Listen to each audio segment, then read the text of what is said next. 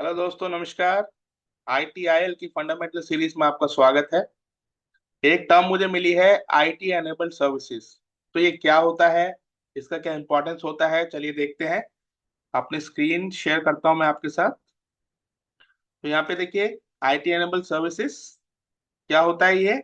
N IT enabled service is a service that uses IT as a supporting element but not entirely dependent on IT for which its core function. IT plays a secondary role in enhancing the service rather than being the main component. तो यहाँ पे देखिए, service तो दी जा रही है, service provide की जा रही है, लेकिन सर्विस प्रोवाइड जहाँ पे हो रही है तो उसमें आईटी का जो रोल है वो सपोर्टिंग है। मतलब अगर उस रोल को हटा दें, उसके बाद भी आईटी फंक्शन, सॉरी, उसके बाद भी जो है सर्विस फंक्शन हो सकती है, सर्विस को यूज किया जा सकता है। या फिर हम ये भी कह सकते हैं, जिस सर्विस में थोड़ा बहुत भी अगर आईटी का यूज हो रहा है तो उसको आईटी एनेबल्ड कहेंगे।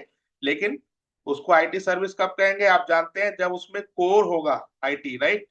लेकिन यहाँ पे कोर नहीं है, छोटा मोटा यहाँ पे सेकेंडरी रोल है या फिर एक सपोर्टिंग रोल है, उसको हम कहेंगे आईटी एनेबल्ड सर्विस। एग्जाम्पल देखिए, एक सैलून बुकिंग ऐप है।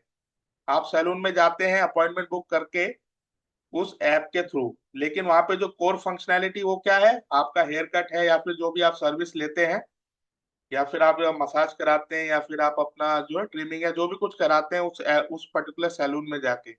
तो ये जो ऐप के थ्रू आप फंक्शन ले रहे हैं, वैल्यू ले रहे हैं, ये सपोर्टिंग है।